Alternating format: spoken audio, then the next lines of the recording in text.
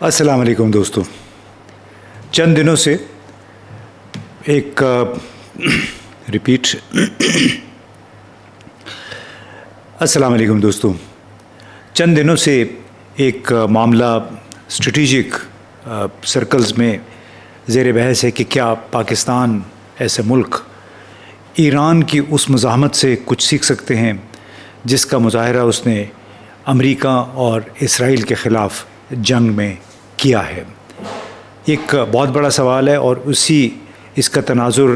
एक तो अमेरिका के अंदर होने वाली गुफ्तगू है, सियासी तज्ज़िया निगार उसमें स्ट्रेटजिस्ट हैं और ख़ुद अमेरिकी कांग्रेस के कई मौजूदा और साबिका अरकान हैं। इसके अलावा हाल ही में जिस अंदाज़ में सऊदी अरब, तुर्की और पाकिस्तान के दरमियान जो से फ़रीकी मुश्तरका दिफाई मुआहदा हुआ है जिसको मक्का एग्रीमेंट का नाम दिया गया है, उसने भी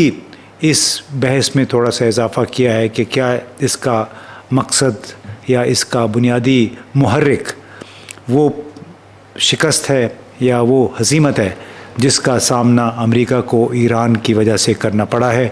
और जिसके बायस ख़ास तौर पे सऊदी अरब और इसके इत्तेहादी ममालिक ये सोचने पर मजबूर हो गए हैं कि क्या वो अमरीकी अड्डे जिन्हें ये अपने तहफ़्फ़ुज़ का ज़रिया समझते थे उनके लिए वबाल जान तो नहीं बन गए, और क्या अगर ये अड्डे यहाँ से ख़त्म होते हैं तो उस सूरत में फिर सऊदी अरब, कतर, बहरीन, मुत्तहिदा अरब अमारात की सिक्योरिटी का क्या होगा और इस तमाम तर सूरत हाल का उस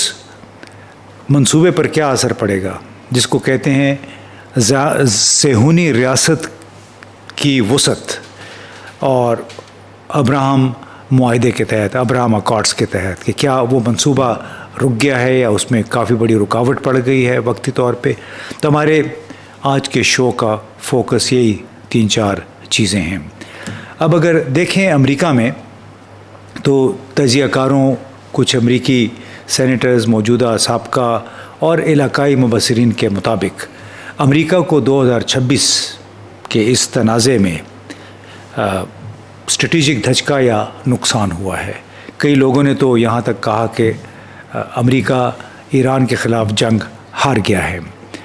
अब उसकी बुनियादी वजह वो ये बताते हैं कि सियासी अहदाफ हासिल नहीं किए जा सके।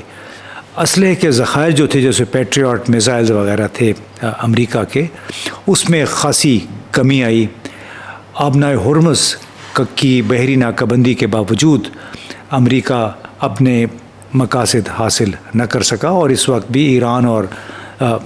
ओमान के दरमियान इस हवाले से बातचीत जारी है। और यही वजह है कि बहुत सारे लोगों ने कहा कि चूँकि अमेरिका अपने अहदाफ हासिल नहीं कर सका, लिहाजा एक बहुत बड़ी हज़ीमत है, बहुत बड़ी शिकस्त है जिसका सामना डोनाल्ड ट्रंप और उनके साथियों को करना पड़ा है। और इसके बायस जो मुल्क के अंदर यानी अमेरिका के अंदर जो अभी सियासी तकसीम पैदा हुई है, उसकी वजह से अब्राहम मुआहदों के ज़रिए इसराइल का असर रसूख बढ़ाने की कोशिशें भी अब पेचीदा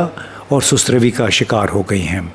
और असर नौ ये ममालिक सोच रहे हैं कि हम अपना सिक्योरिटी अरेंजमेंट क्या करें। अब सबसे पहले तो ये कि जो इसराइल ने कोशिश की थी कि अब्राहिमी मुआहदों के ज़रिए अपने वजूद को साबित करवाएं, तस्लीम करवाएं और इस ख़ित्ते के तकरीबन तमाम ममालिक के साथ बशमूल ईरान और फिर पाकिस्तान, सऊदी अरब, इनके साथ हालात को नॉर्मलाइज करें। अब जो कुछ हुआ है ईरान और अमेरिका के दरमियान, उसके असरात ने अरब हुकूमतों की इसराइल के साथ जो करीबी सफ़बंदी थी उसमें अब कुछ कमी देखने में आ रही है। तवानाई की सलामती, जो सिक्योरिटी, एनर्जी सिक्योरिटी है, और अमरीकी इसराइली फ़ौजी मुहिमात में उलझने से बचने को तरजीह के रुझान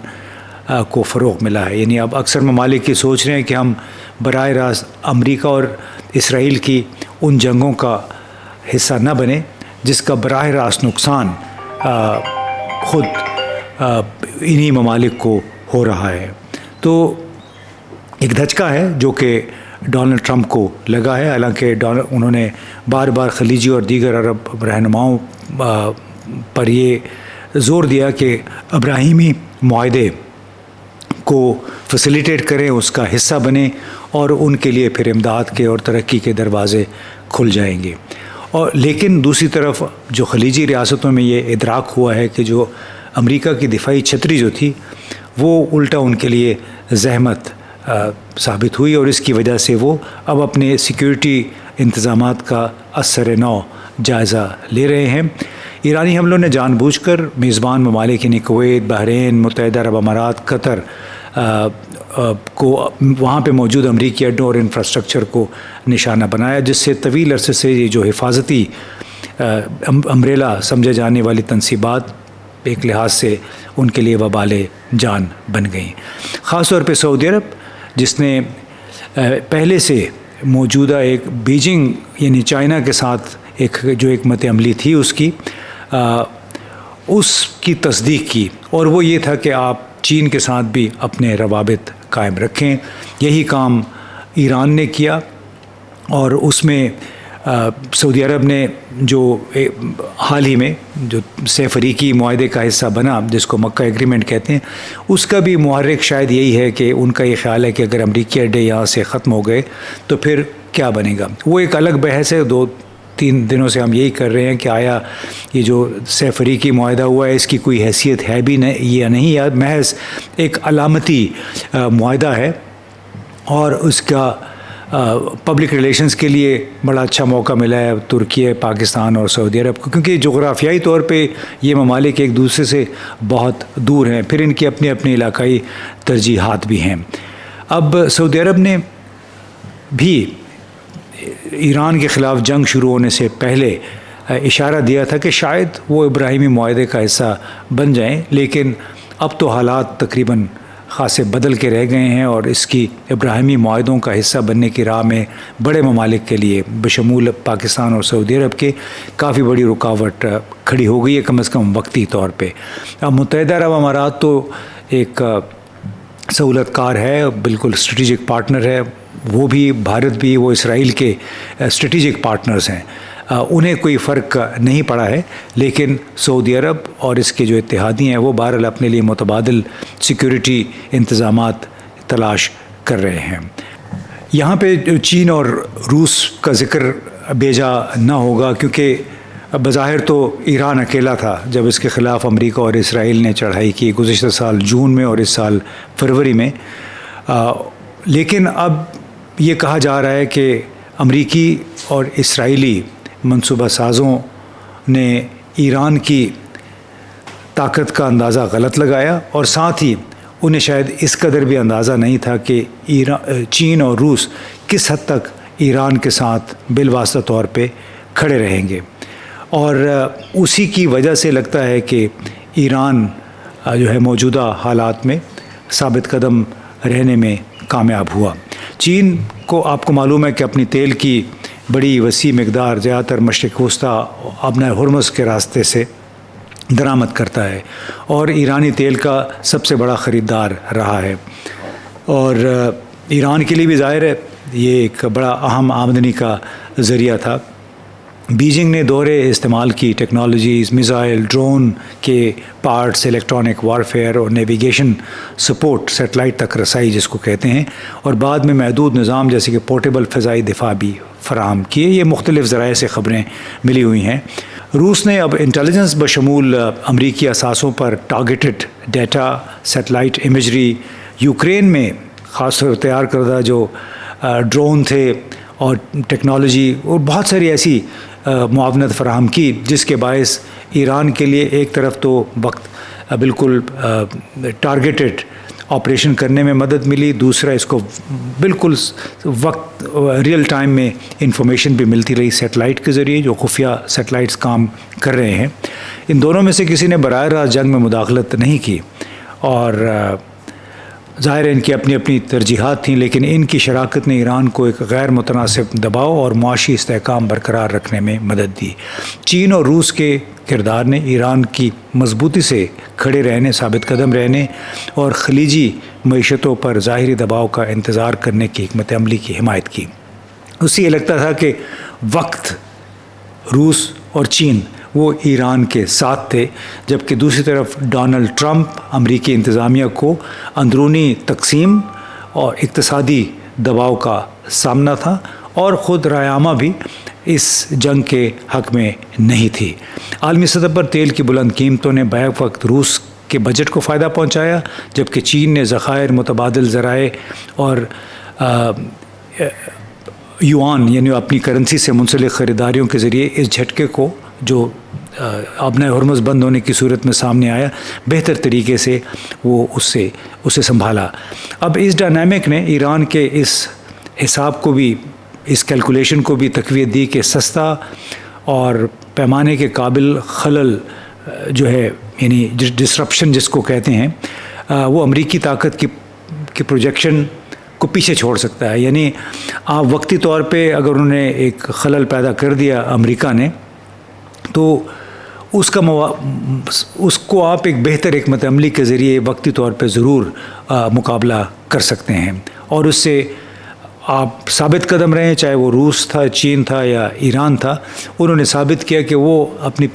اپنے منزل سے پیچھے نہیں ہٹے، بلکہ انتظار کرتے کہ ٹھیک ہے امریکہ کتنے راکٹ برسائے گا، کتنے ڈرون بھیجے گا۔ اب اگرچہ وقت ہمیشہ ایران کے ساتھ نہیں تھا،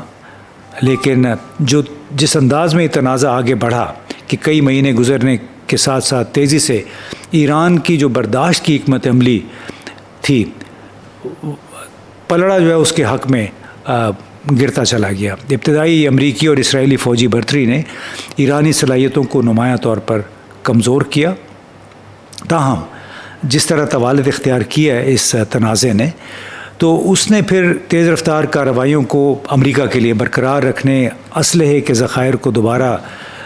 ریپلینش کرنے اور جمہوری انداز میں جو اندرونی سیاسی رد عمل بیک اینڈ فورتھ تھی، ڈیموکریٹس اور ریپبلکنس کی لڑائی تھی، اور تیل کی محدود سپلائی، اس کی وجہ سے ظاہر ہے یہ تمام تر جو تھے فیکٹرز یہ ایران کے حق میں چلے گئے۔ دوسری طرف ایران میں یونٹی آف لیڈرشپ، یعنی تمام لیڈرشپ جو تھی، سیاسی لیڈرشپ اور پاسداران انقلاب، وہ اکٹھے رہے۔ ان کے پاس کم تر ٹیکنالوجی تھی، لیکن سستے ڈرون ان کے پاس ضرور تھے۔ پھر چین اور روس سے انہوں نے بیرونی معاشی تکنیکی بفرز بھی اس کو مہیا تھے، جس کی وجہ سے یہ تمام شاکس جو ہے وہ ایبزارب کرتا رہا۔ اب امریکہ نے فوجی برتری تو برقرار رکھی، لیکن اسے ایک ایسے مخالف کے خلاف فیصلہ کن سیاسی نتائج میں تبدیلی کرنے کے لیے یا اپنے نتائج حاصل کرنے کے لیے بڑی جدوجہد کرنی پڑ رہی ہے، جو لڑائی کو طوالت دینے کے لیے تیار تھا، اس کے قابل بھی تھا، اور ظاہر ہے اس میں وہ اکیلا نہیں تھا، بلکہ اس میں چین، روس جیسے ممالک کی بالواسطہ براہ راست امداد میں شامل تھی۔ تو وقت روس، چین ایران کے ساتھ تھے، جبکہ منڈیاں، تیل کی منڈیاں، خاص طور پہ کرنسی کی منڈیاں اور سیاسی حالات، اندرونی سیاسی حالات، وہ ڈونلڈ ٹرمپ کے خلاف تھے۔ اور اس کے ساتھ ساتھ جو خلیجی ممالک میں جہاں پہ امریکی فوجی اڈے تھے، وہاں بھی رائے عامہ جو تھی وہ امریکی فوجی اڈوں اور امریکہ کے خلاف اور جنگ کے خلاف ہو گئی، جس کا نتیجہ آج یہ دیکھ رہے ہیں کہ چاہے امریکی سینیٹرز ہیں، تجزیہ نگار ہیں یا مقامی تجزیہ نگار ہیں، وہ سب یہ سمجھتے ہیں کہ امریکہ یہ جنگ ہار چکا ہے۔ بہت بہت شکریہ۔